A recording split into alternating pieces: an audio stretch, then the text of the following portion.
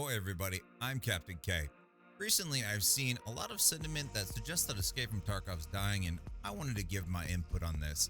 I'm going to give you my unique perspective as a Twitch broadcaster as to whether or not the game's actually dying, and we're going to explore the history of the hype, the lows, and the highs from the perspective of the Twitch audience and my own perspective as a Twitch broadcaster. But first, before we get into it, please give the video a thumbs up, hit subscribe on the channel if you like Escape from Tarkov content, because I post these kinds of things regularly.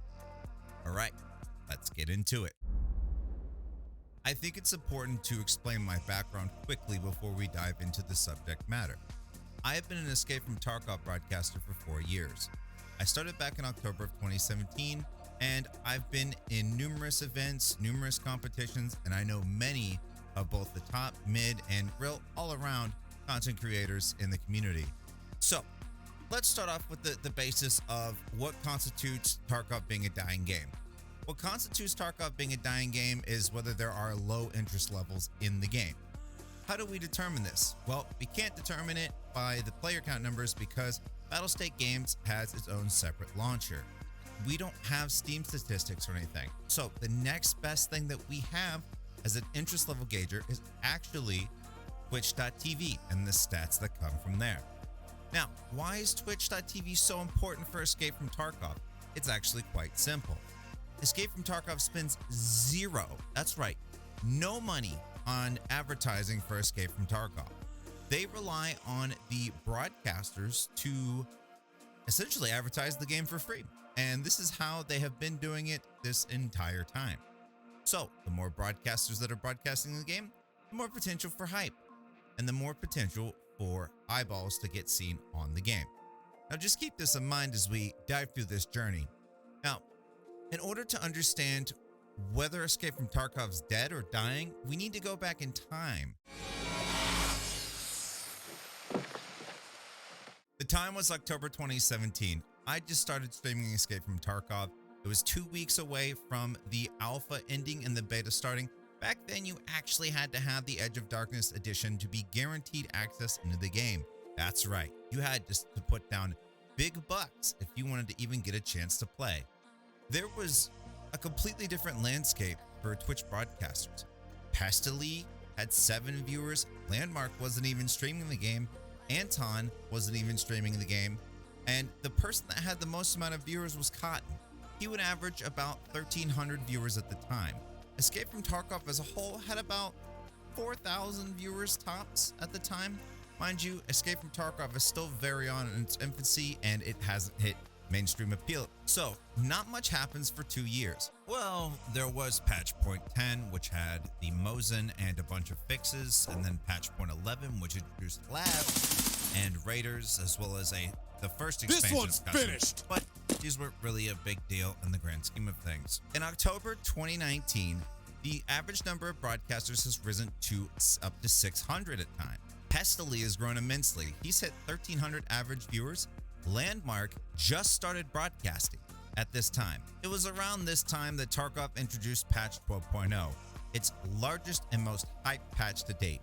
Patch 12.0 brought Reserve, Bluehar, Sturman, the Hideout, weapon customizations. This was a massive patch, but it wasn't just the content that was brought in this patch that made it hype. There was a formula that would soon explode Escape from Tarkov into commercial success. Right around this time, there were about 18,000 to 20,000 concurrent viewers. That's a pretty significant jump from its October 2017 viewer count of about 4,000. Battlestate Games seizes the opportunity by introducing Twitch drops right after implementing patch 12.0. This enables viewers to get items just for watching broadcasters. From the time period of January to March 2020, Escape from Tarkov now has about 40,000 to 80,000 viewers at any time. The number of concurrent streamers is as high as 1,600 at one point. After March, however, when the event hype fades off, so does the viewership and interest level. We can see that the interest level goes from 50K to 25K, essentially having the noticeable interest in the game on Twitch. The hype is over for the wipe. On March 12th, 2020, Tarkov implements patch 12.4. this patch is nowhere near as hype as the reserve patch. This comes with a wipe and a rework of the interchange location. Things like adding the power switch, the extra containers with the keycard swipes, and the new extract were added.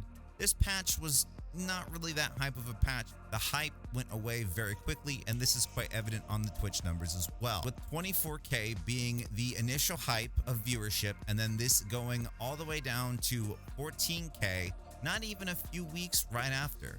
May 9th, 2020. It's Victory Day. Battlestate Game institutes a 20% off discount, swelling new player numbers. On May 28th, Battlestate Games does another wipe, implementing captures for the flea market trading bots.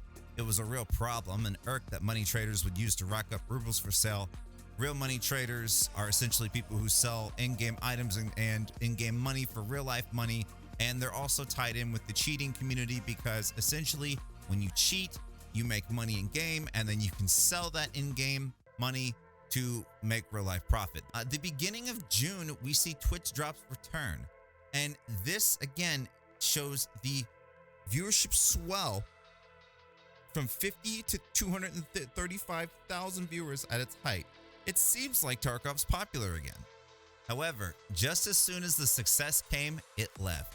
Escape from Tarkov has a crash very quickly at the end of June, returning to 20K viewers. It'll remain here until the end of November, when Tarkov does another sale, this time the Black Friday sale.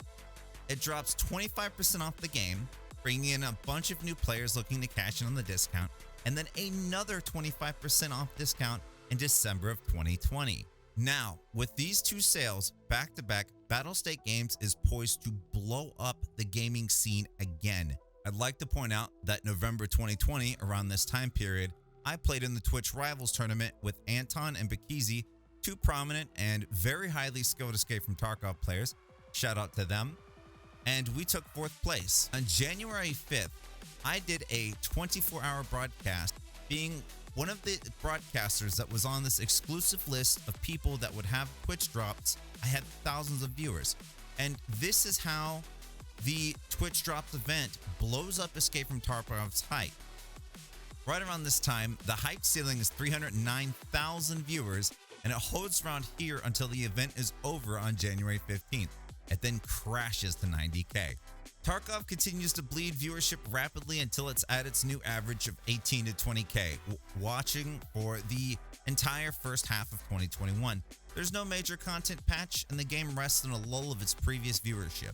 Then in June 2021, a 20% discount happens, adding the factory rework and the new boss to Gila. No significant patches happen after this, and the game is now, as of this video, held a all-time low of 10K viewers at times in the month of October 2021. However, recently, daily quests were introduced to Escape from Tarkov, and the quest system was reworked in the way that it displays how far you've completed your quest to a percentage format. I believe this is to encourage players to log on more often and to stay engaged with Escape from Tarkov.